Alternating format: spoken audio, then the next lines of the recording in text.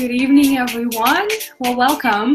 It is Wednesday, and I'm here to chat with you today about student loans. Oh, I know. We have this tiny problem, right? A tiny, small situation in the country of United States, and it is called student loan debt.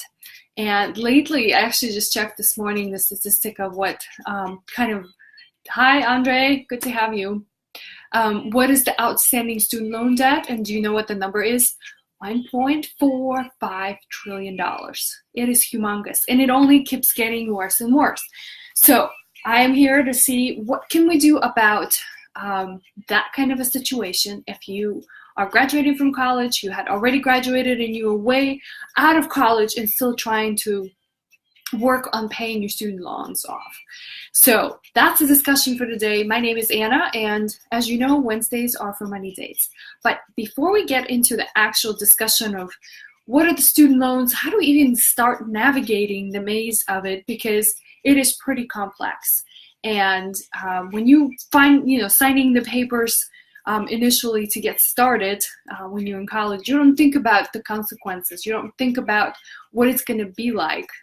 And so I know this from personal experience. I had student loans when I started my adult life. And it's been quite of an interesting journey, but not anything like some of my clients that I'm working with lately who have, a couple $100,000. So that's kind of where the situation is today. So, I can agree that it's probably simple not to get one, but what are the other alternatives for those who are trying to go to college, and how to pay for it? I don't think that's the only solution, but yeah. All right, before we kind of jump into the discussion of the student loans, and I'm going to talk about the features and benefits and just kind of get basics in, because I think that's a good first start, is to understand where you are if you have student loans. Hi, Sheila. Good to have you here. And then we can, if you have questions, let me know. If you're dropping by here, say something in the chat. Let me know you visited and say hello. I appreciate you jumping on. Now, the one thing I want to talk about first, and you guys know that, that's kind of the core of why the money dates are here. And I think it's, again, I point to you every week that how having your basic foundation in place helps you stay afloat. And it really kind of closely ties into the student loans, by the way. But anyway, we'll get to student loans in a minute. So on the money dates, the reason for having these discussions, right? And I wanted to do this for myself, and then I thought, why not share it with the world? So what we need to do is we need to make sure we know every week where our spending has been. We need to know what our income looks like. And I know some of you are not on variable income and you get a paycheck every week. Hi, Bonnie. Good to have you here. And then what kind of savings goals and how are you tracking against that? It's very easy to do and very easy to track with the tools that are available. For example, I love Mint. It's a cool app that you can set up on your phone. You can just as easily have that feature or log into it online, right, on the web browser, and there's plenty of other ones. Personal Capital is another one. The point I'm trying to make, good to have you here, Bunny, is that you have to be on the top of it. That's the point, and there are tools to make it easier. We can talk about more complex kind of things that relate to personal finances, right? But if you don't have your bases down, then it's going to be very difficult for us even to start discussions about student loans, because it is always going to come back and tie into, well, you've got the debt, how much more can you pay today? And if you don't know what your bottom line is, which is your income minus your expenses and what's left discretionary, how can we even have that discussion? So I hope you guys catching what I'm trying to tell you every week, week in, week out, is that you got to stay on the top of that. So now, what I'd like you to do, for those of you watching live, and if you're here watching it in replay, awesome. I appreciate it. You're spending your valuable time here. Let me know what your money wins have been for the week. What has happened that's been fantastic, that you've been proud of? And actually, not even that. What has happened that you felt good about? Like you were proud and you were happy about that particular moment? Because I can almost always show you that has some kind of connection to your finances, to your money, to your ability to earn. And so For me, it's this week I'm traveling. I'm actually on the East Coast, so that's why it kind of looks dark because it's after 9 o'clock. And so I actually, as much as I can, every time I visit, I travel for work to the East Coast, I get to see my family, or as much as I can. And so this weekend, I actually get to see my month and a half, almost 2 months old nephew, and his name is William. So that was actually really, really, really good time. So and my niece as well, Grace. So I really enjoyed that because living across the country from my family has been quite an experience, learning experience for both Yuri and I. And so every little moment I have here when I'm not working, and my family's kind of spread out between Baltimore and DC area, so I have to drive quite a bit to actually come see him all. So that's exciting and it's important to me. So I thought I could share that with you guys. So let me know what your money wins are. And remember, if you don't give yourself this time to reflect, whether you're doing it right now while you're watching me chat, or you just, whenever you find that moment, that, quiet time, give yourself that opportunity, because it's gonna start turning into something that you're gonna appreciate doing more and more of. And maybe it's not once a week. After a while, it could be once a day. So I find that to be a rewarding kind of practice. All right. Sounds good. All right. So then why don't I get into the actual discussion of what the student loans are and how do we start navigating the whole maze. Now, the strategy and approach that I'd like you to take before we get into the details, because I'm not going to cover the entire topic of student loans. It is complex. It's going to take hours and hours of training. And I am going to let you know when I'm doing actually a webinar on just to kind of dive deeper into what I'm going to discuss. Hi, Amy. Good to have you. And what I'm going to actually discuss in a lot more details, but I'm just really going to scratch the surface so that, if you do have student loans, or you're a parent who has student loans, or you have kids who have student loans, so you can actually begin to understand what you are facing, right? Or if you're at the decision point where you're trying to decide, do I have my child take student loans out because that's the only option for us to finance the education, versus finding other ways. So knowing what's going on and how these things work is the goal of today's discussion. But just know it's really just like literally only scratching the surface. Now, the strategy is very simple. There's two parts to it.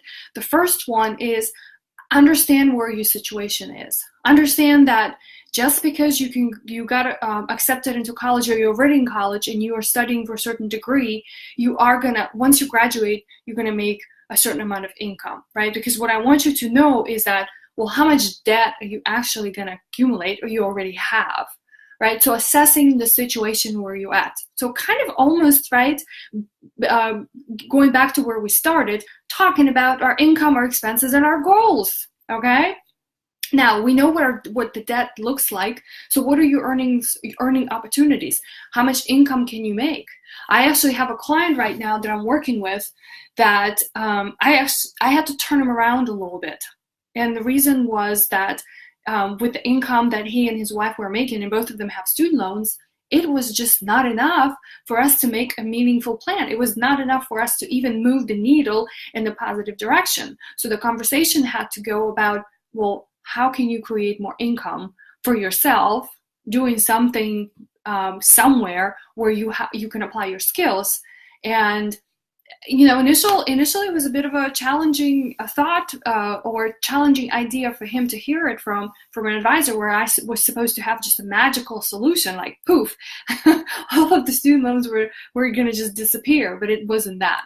So understand your situation. What is your baseline, okay? And then, from things like credit, what kind of credit do you have? Have you pulled your credit report lately? Because there are strategies in terms of getting rid of or paying down your loans, but we need to know all those data points.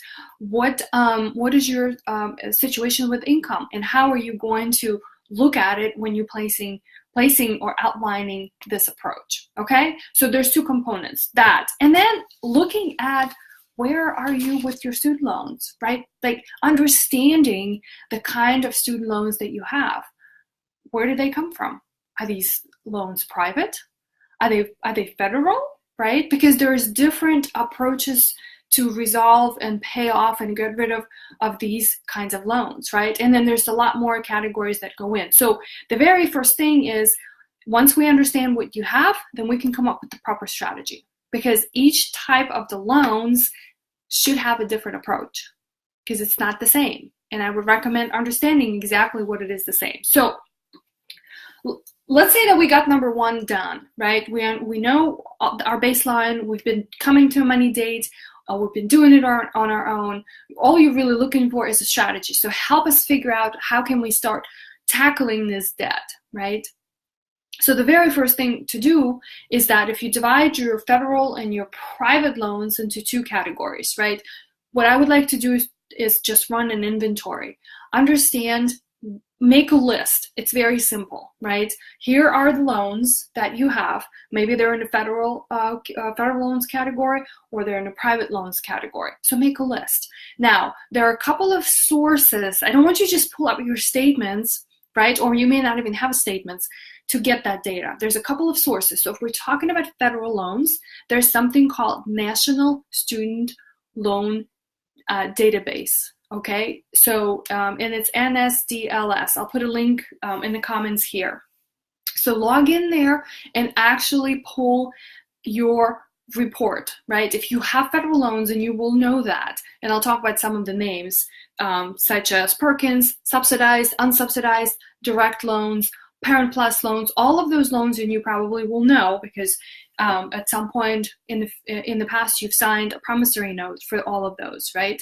So pull the actual data file from this database, because that is what you can ultimately own, because you could be getting statements from the servicers, right? Those companies such as Navient or Great Lakes, who are going to service the loans, but where you actually own the debt is going to be and is going to be listed in this database. So get a list of what's available, because not only that allows us to see the details and the types of the loans that you have, but also understand, when they began, right? When are you supposed to start paying them back?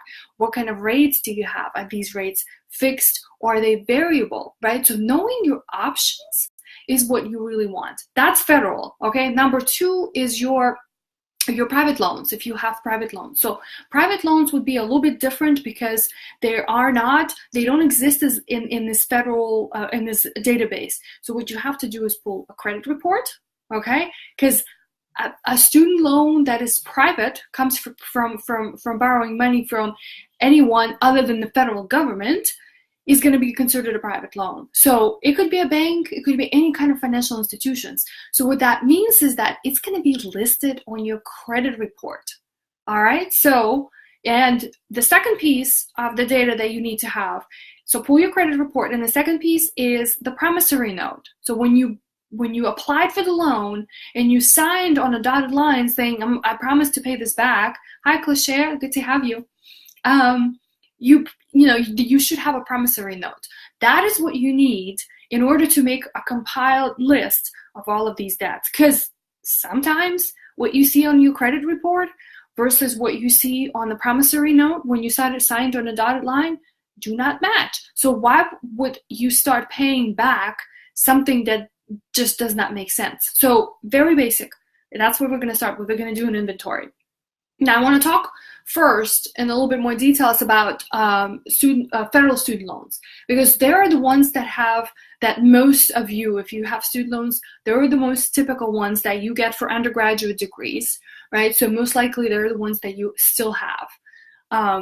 Private loans and some federal are the ones that you can actually use for your graduate degrees, postgraduate degrees, law degrees, and things like that. So most typically, it's going to be federal undergraduate loans. And I talked about the types like Perkins. They could be subsidized versus unsubsidized. So subsidized means the interest. So when you borrow an amount, and then when you borrow, obviously, as you understand, you're going to have to pay back that principal, that amount that you borrowed, but you're also going to have to pay back the interest, right? And so the interest accrues because you borrow when you're in school, and there are different provisions that exist in these loans that while you're in school, And depending if the loan is subsidized or it's unsubsidized means that interest that's being accumulated, because the day you sign on the dotted line saying I'm going to pay you back, that interest starts working. So the subsidized types of loans, the interest while you're in school don't have to be paid back.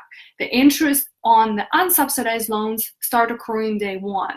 So you've got to understand what the distinction there is. Now, it's helpful while you're in school. Once you're out of school, it's time to pay back.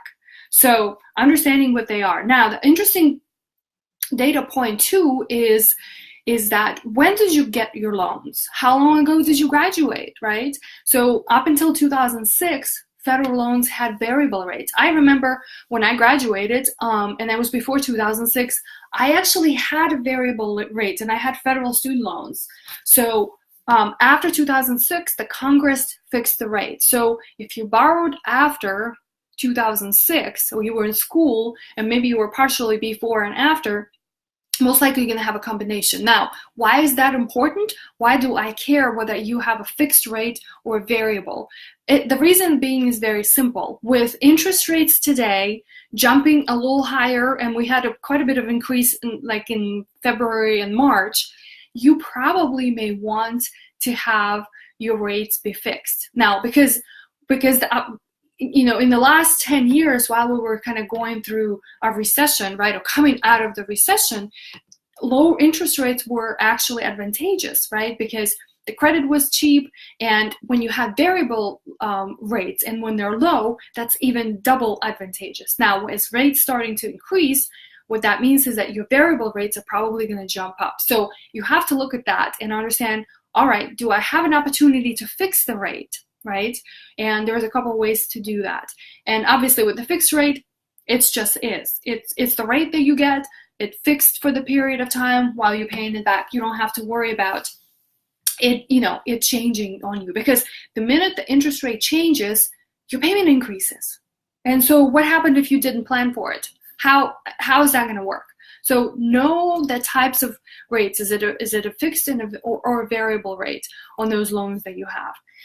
Now, it's quite interesting with the federal loans is that, and this is something to really think about and make sure that you don't overlook that, because sometimes we get confused and say, oh my gosh, I just heard of this commercial on the radio or something on TV that I can refinance my student loans and I can get a fixed rate. But you have to be really careful when you got federal loans and you are looking at opportunities to refinance.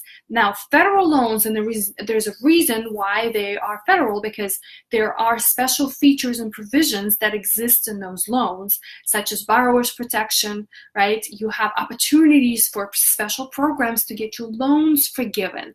And when you refinance means you take that you have, whether it's with the federal government or with the other private financial institutions, a bank or credit union or whatnot, and you take that debt and you go somewhere else and you refinance it, meaning you have them give you a new loan with a new starting date, and most likely it's something that's less. So you lose the opportunity of those benefits, okay? And particularly, right, because there are programs that you can apply for if you are eligible to get on the path of a path of forgiveness. So that is significant I have a number of clients at the moment that I'm working with who have student loans, and actually I think the highest is like $325,000.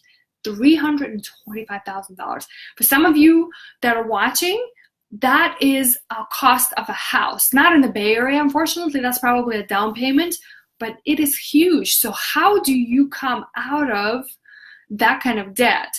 Okay, so you have a comment here. Good. Okay. Good. You can catch this on replay. Yes. So think about that. It is most likely for this client that I'm working with, paying back $325,000 in student loans is going to be almost impossible. So one of the options for her, and the rates are not cheap. She's in 6-point-something%. That's a lot, right? Is to think about the opportunity of either work. So the the path to forgiveness, there's a couple of options there. You can either work for a nonprofit organization, you can work for a federal government, right? There are different programs, and that time, right, allows you to accumulate what's called qualifying payments. So if you make 120 qualifying payments, and then at the end of that term, and that's really 10 years, because you can only make one qualifying payment per month, at the end of that term, the debt will be forgiven, right? Hi, Dana. Good to have you here. So if you can qualify for something like that, then all you need to do is to make those payments for 120 days. I wish 120 months, and then that will be forgiven. Now, if you happened not to be eligible for that kind of program, or to work for a federal government or a nonprofit organization, let's say if you continue to paying your student loans and you got on what's known as specific payment plan, and it's usually based on your income, so it's called income-based repayment plan, then you could also have your debt forgiven after making 20 years worth of payments, and it depends on the payment plan, but it is income driven. It's either 20 years or 25. So think about that. The next 25 years, if you can make pretty much a minimum amount of payment on the student loans, you can have that debt forgiven. Now, the only caveat to that, as opposed to comparing it to a forgiveness program through the federal government or nonprofit, is that debt that's forgiven is going to be taxed to you. So let's say at the end of 20 years, you have, I don't know, $50,000 left. That is the amount of income you're going to have to recognize in that year that the debt is forgiven. So the opportunity cost here, are you better off paying tax on that amount of debt that's forgiven versus you having to pay back that student loan, and let's say it's humongous, like the client I have, which is $300,000+. So know the options and be really careful with the federal student loans, right? That in terms of understanding your rates, understanding the kind of plans, remember that just because you graduated from college and you now are due to start paying your student loans back, do not assume that the payment plan that you were offered is the best and the most cost-effective option for you to use, okay? I urge you not to do that. I urge you to double check and make sure this, what kind of other payment plans do I have? Don't just take it for granted, okay? Now, the other point about whether it's a private loan or a federal, but kind of applies to federal is more than private, is that consolidation. So let's say you have 5 different loans with different amounts, because you know how it is. You get one every semester or every school year, and at the end you just have all of them kind of together. Consolidating them into one loan is not going to change your interest rate, because all it's going to be is an aggregate of all of those loans together, and that rate is going to be weighted average. So you can consolidate if you just want to have one loan where you make one payment, right? But remember, it is not going to solve your issue of getting your lower rate. The only thing that does that is refinancing, but you've got to be careful what you refinance to. So because sometimes that misconception is that I'm going to consolidate my loans and all it's going to be, well, at the end of the day. It probably will. But remember, you're not getting ahead, because it's going to be a weighted average of all of those interest rates and your balances. Okay, let me know what questions you have. This is really just very, very basic, but I feel like that's where you have to start, is getting that awareness. So I'm going to chat a little bit about private loans. Okay, now private loans think about them just like any other debt that you're going to borrow, right? It's either getting a loan on the car or to buy a car. It's getting a loan to start a business. It's getting a loan, any kind of loans. It's like a credit card. It's a loan that doesn't have all those features that a loan that you got from a federal government has. Okay, so you have to understand that there's less flexibility in terms of what features, bells and whistles, that's what I call them, exist there. Now, where that also looks like a disadvantage is that interest rates tend to be more expensive on private loans, and ability to qualify for those loans depends on your credit worthiness, right? How good of a consumer are you? That is why, my friends, we pay so much attention and urge our clients to pay extremely close attention and stay on the top of your credit report, right? Because if you do come to that point and you need to have ability to borrow, well, what does your credit look like? Because that's directly is going to determine how much you can borrow and at what kind of rates. So just know that. And most of the times, private loans have rates that are variable, and a lot of times they have no cap. So that means as the interest rates increase, the rate on loans can keep rising up and up and up. So because if you have a significant amount and you're building a plan to pay it back, how long will it take you to do something like that? And if your rate is not stabilized and it's not fixed, it kind of gets you in this sort of spiral that keeps on going. The one piece to make about to comment here about private loans is that think about interest, right? Think about the interest rate you're going to pay on it, because the idea, and because the federal loans offer so many options and opportunities for maybe helpfully get them forgiven or utilize the income-based repayment plan, these things don't exist for private loans. So your goal anytime, because we've done an inventory at the beginning, anytime you have that, your goal is to get rid of private loans first, because, and most likely, they're going to be higher in cost, right? And they're going to have these less of features that your federal loans might. So what that means is that interest rate is directly proportionate to the time and how much more money we're going to pay for keeping those loans alive. So if we were building a schedule, what we're going to pay, first, we're going to pay the ones that have higher rate, the ones that are variable, because we want to get rid of them first. And most likely, it's going to be in the private space, okay? So the bottom line here is postponing to pay that is not going to be your friend. It's going to kind of just keep on growing at the rates, and the more you borrow, the larger the balance is. So definitely get your handle on figuring out for private loans, and both federal as well, what are your payment options, right?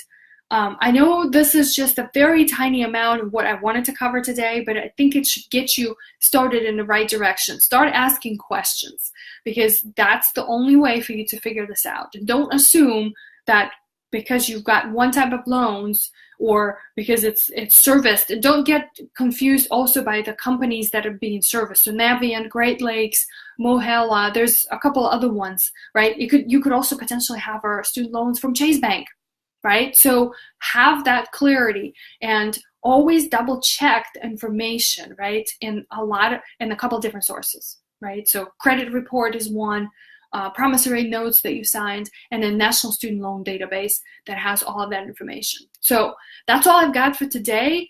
Drop a comment in here. Thank you so much for hopping on. And before I go, as you guys know, I love to share quotes. So this one is this. And I actually, when I was in college, I did think about I did feel like that, right? So, I always thought there was a, poor student, right, attending college. But so the quote is, you always thought you were a poor student during college years. Wait until you have to pay your student loans back. And so, unfortunately, that's the society we live in. But what I want to, for you to take away, not just the information I shared with you and understanding how all of these things work, I want you to be empowered to do better, right? So yes, you have student loans. It's not the end of the world. As long as you can create income, as long as you can stay on top of your finances, there's so much, the future looks really bright, okay? And with that, I'm going to close. See you guys next week.